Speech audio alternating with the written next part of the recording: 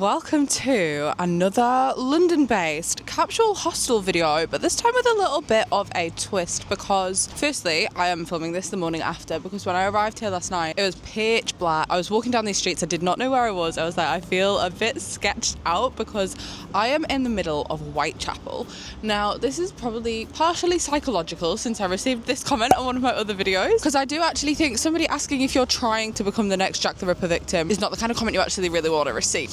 Anyway, today I'm right in the heart of Jack the Ripper territory and I'm going to be staying overnight alone in a capsule hostel because that seems like a perfectly normal thing to do. You guys know me, there's a rhyme and a reason. This one is actually London's most expensive pod hostel. Now, there's some differing reports on this, but I've been keeping an eye on this over the last month because I knew I had to come back down to London and stay overnight and I knew I wanted to try somewhere a little bit quirky. So this place is called Cosmo Co-working Capsule Hostel, bit of a mouthful, and the theming is space. I'm not sure how heavily they've stuck to the theme, but like when you look on the website, when you look at the kind of ratings and stuff, you can tell that that's kind of what they're going for. It's kind of like futuristic sci-fi, definitely slightly different to the pod hostel that I stayed in at Piccadilly because that was not futuristic, that was just clinical, sterile and morgue-like. So I'm going to bring you along and we're going to head inside. Obviously I have actually already stayed there, but I needed to film the intro clip in the daylight because it was dark last night, and when I got there they actually have quite a strict silence policy, so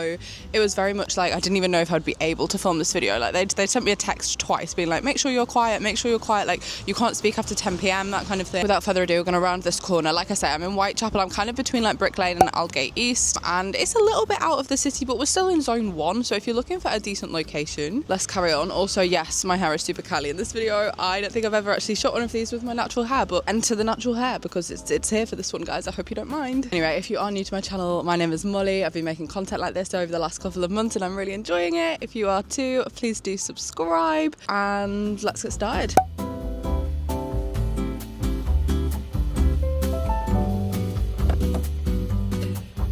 Okay, so I might be in a space capsule right now. MTV, welcome to my crib, I guess. I am literally, well, I'm in a glorified box, but it is a spaceship themed box and I'm actually very impressed. I'm gonna have to keep my voice down because I'm in a very, very confined space. I know that everybody around me can hear me, but I do just want to show you my initial first reaction because I'm not going to lie, my first impressions were I was scared. And honestly, I think that was mainly because I have just arrived in the dark. So obviously I'm going to film the intro in the daylight in the morning, but it's pitch black. I'm down a side street and you just have to enter this code into a random door. And I was like, right, this doesn't even look like a hostel, like a hotel. It's not got a manned reception either, so it's just like you let yourself in. However, on first impression, a very friendly man helped me work out how to get in my locker because I didn't really know what he did, and then I got my key card to my pod, and by the looks of it there's only 6 pods, guys, so it's very small. And I'm going to show you what I'm currently looking at. So this is my room, this is my pod. As you can see, it is basically a bed and a mirror, apart from it is all kind of like space themed. So the first thing that I noticed when I came in was like this control panel. Now this is actually very, very similar to a capsule hostel that I stayed in Tasmania called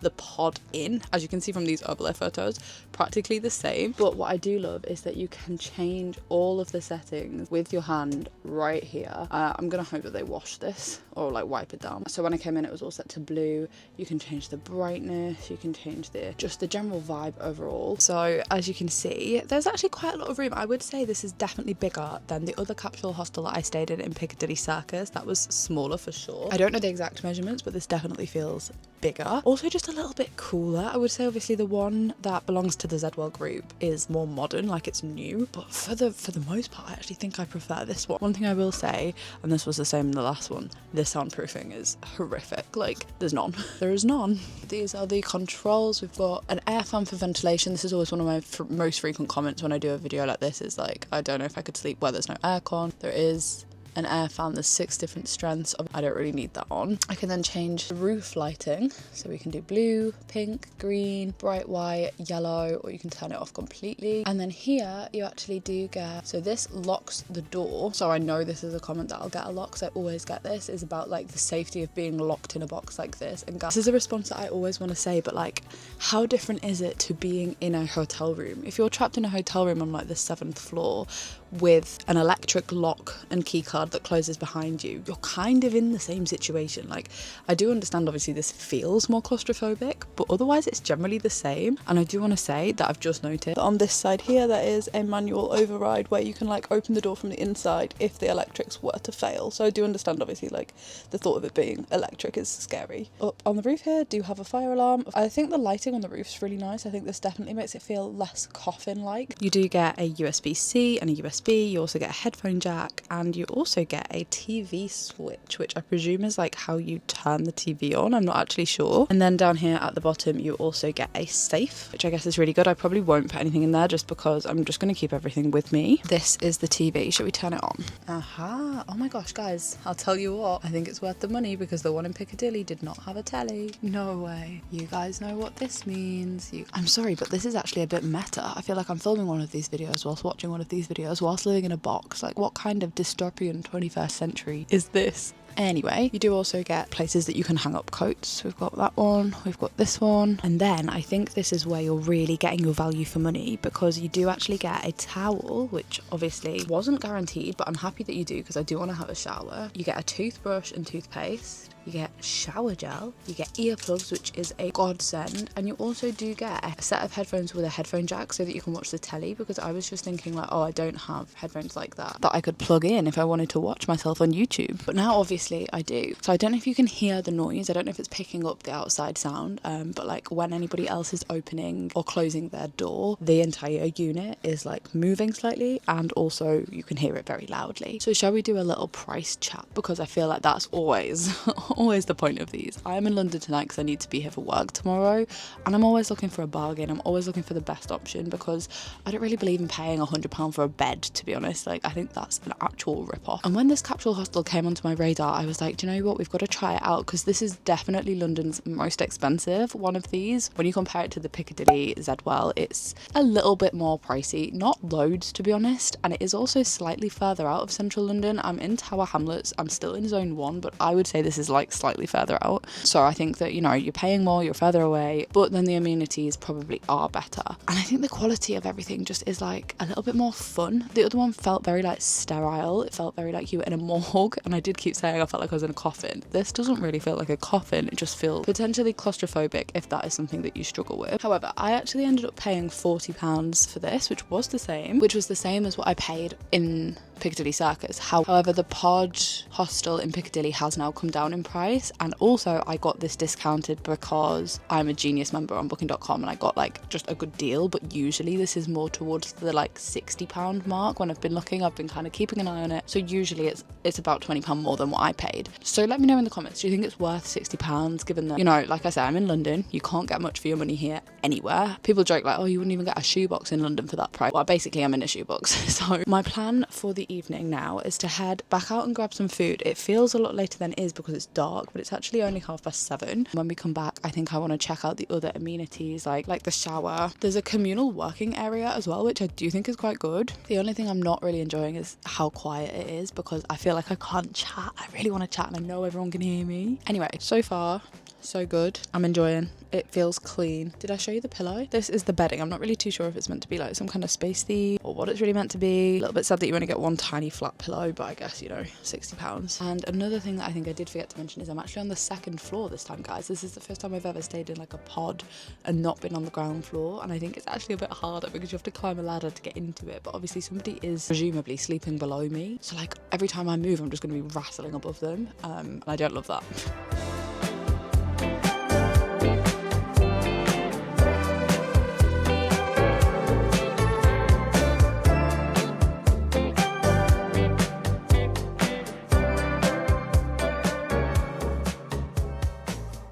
So this is like the communal space that we've got. We've got like an entranceway here with the co-working area. Although I'm not going to lie, guys, co-working is quite a stretch. It's literally just 2 tables with chairs around it. But I guess it's better than nothing. You could sit here. There's lots of plugs, things like that. And then I think this is like a tea and coffee making station. So you do actually have a kettle, some mugs, coffee, tea, all of that good stuff. I mean, I probably won't be using this, but I guess there actually are some decent tea options. This is the door just onto the street. And then this is like the locker area. So every person does get a locker? This was a question I got a lot last time when I was like staying in Piccadilly. People were saying like, where can you store your luggage? In that one in Piccadilly, there was nowhere to store your luggage. Here there is a locker, but obviously it wouldn't fit a suitcase, so people have put their suitcases just down here, which is very trusting. Yeah, I probably wouldn't be leaving a suitcase just on the ground like that. There is actually also a kitchen area, as you can see. There's a microwave. I don't know if you can really class it as a kitchen. And then down at the end through that door there is the bathroom, which I haven't actually checked out yet. I'm going to check that out afterwards. It definitely could be worse. It's just so quiet. But something that is really making me laugh is that on the key card it says Capsule Apartments. There is nothing at all about that bed that could class as an apartment. Anyway, we are going to head out. We're just going to go out of the door and walk to get some food. I've only seen one other person, so I don't know how many people are staying here. I've seen one other guy and then me, but I feel like I can hear some of the people chatting. So yeah, that is definitely something to note. It also has like a policy of silence after 11 p.m. So like that is quite good, but it means that after that, obviously I can't chat to you guys, even with my tiny microphone. But yeah, let's go and get some dinner and then we're going to come back and hopefully have a shower. And then just like that, you are literally on the street, so it's not very tucked away. I fear it could be quite noisy during the night. Obviously this is just a main road right here and I don't even know which way I need to walk.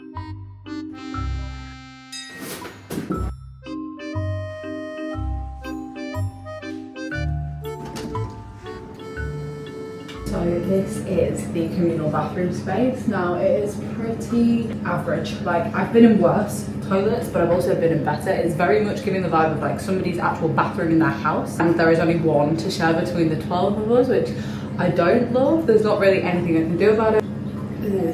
Anyway, this is what it looks like. I'll do a little tour. The shower is kind of like my shower at home, like one of those like corner cubicle, as if you're in somebody's house. I'm gonna presume all of these are like the left shower gels by other people because it's so easy to leave a shower gel. Then you've got a hook for your towels. Like I say, you do get a towel. Oh, there is actually a squeegee to clean the shower with. Well, to be fair, it does look fairly clean. Like I would say people maybe have actually cleaned the doors down, which is quite impressive for a hostel. And over here, you do actually have a little mirror area. And you do actually also, surprisingly, have a hairdryer, which I was not expecting. I won't be using that. Quite good. And then this massive mirror, and obviously there is quite a lot of space to be able to get changed as well. So to be honest, I'm pleasantly surprised, but I'm going to be quick because obviously, like I said, there's only one for everybody, so I don't want to be the one hogging the bathroom. So let's go.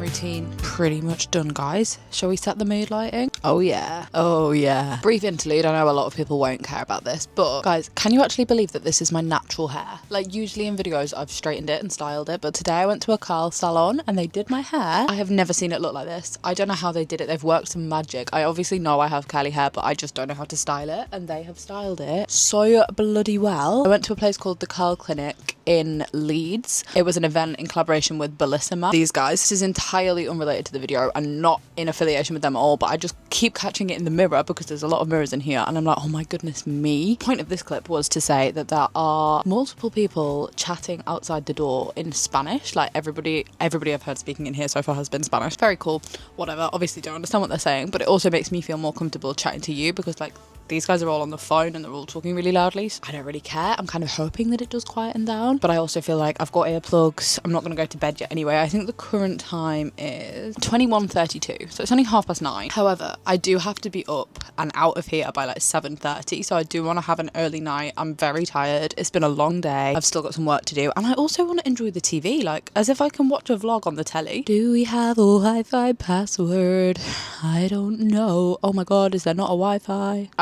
Oh yeah, is it connecting? Is it fast is the main question. It's working very, very well. Very, very well. Might be the last chatty clip because if it does go quiet outside from now on, I think I'll just voice it over because I do want to be respectful to everybody else. They did send a pretty extensive list of rules, the main one being be silent after 11 p.m. But I'm going to turn the TV on from my little switch in the wall. We're going to set the lighting back to pink. Oh yeah. I'm sorry, what a setup. You best believe I'm spending my night watching Ellen and Neil. I will say, these headphones, genuinely guys, it sounds like I'm listening to it.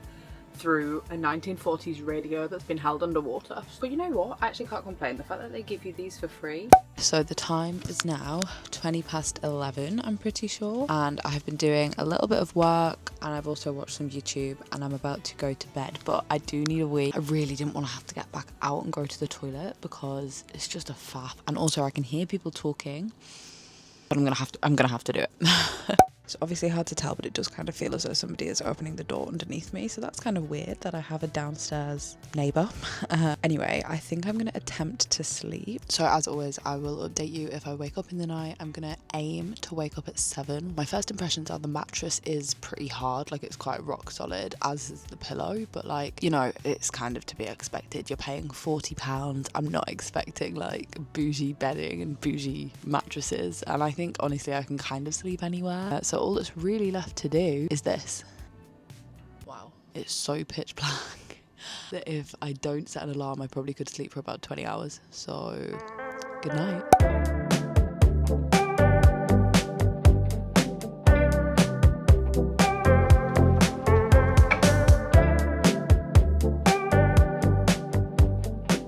So, just like that, I have just checked out. So good morning. I actually slept really quite well once I got to sleep. The issue was, guys, it was quite noisy until about 1 a.m, which is hilarious because they've sent me 3 separate text messages being like, make sure that you're silent, make sure that you're silent, be quiet. We've got a big sign in the middle of the pod being like, no talking after 10 p.m. And I was like, well, clearly these guys can't read. So that was a little bit annoying. I was kind of a bit like, you know what, there's not much that I can really do. Oh, I'm gonna get hit by a car. Yeah, overall I would rate my sleep probably like a 6 out of 10. The mattress was like laying on a rock. The pillow was even more like a rock. And overall, I think it's the kind of place that I actually probably would stay again if I was in the area, because I think for £40 it's actually worth it, and I think it's worth it more than the Zedwell Piccadilly. Like, if you haven't seen the video that I'm talking about, I will link that down below, and that is a lot more, I don't know, just like not friendly, not inviting, really like clinical. And I think for your £40, if you're paying the same, if you're comparing between the two, other than the location, there's nothing setting them apart. Like, that is definitely better. Kind of enjoyed it. London's most expensive capsule hostel. Do I think it was worth the price? Yeah, I actually do. Let me know in the comments, would you stay there? Would you fancy it? And right now I'm gonna go head to the meetings that I'm actually down in London for, which is why I needed to stay in a capsule hostel, but I will link it down below if you're interested. I know that people are always looking for a bargain when it comes to London accommodation, and I also know there'll be so many of you that would say that would be your worst nightmare and that it's too claustrophobic. Anyway, with that, I'm gonna love you, leave you, and see you in my next video. Make sure you're subscribed if you're not already and you've got all the way to the end, and I shall see you on my channel very soon.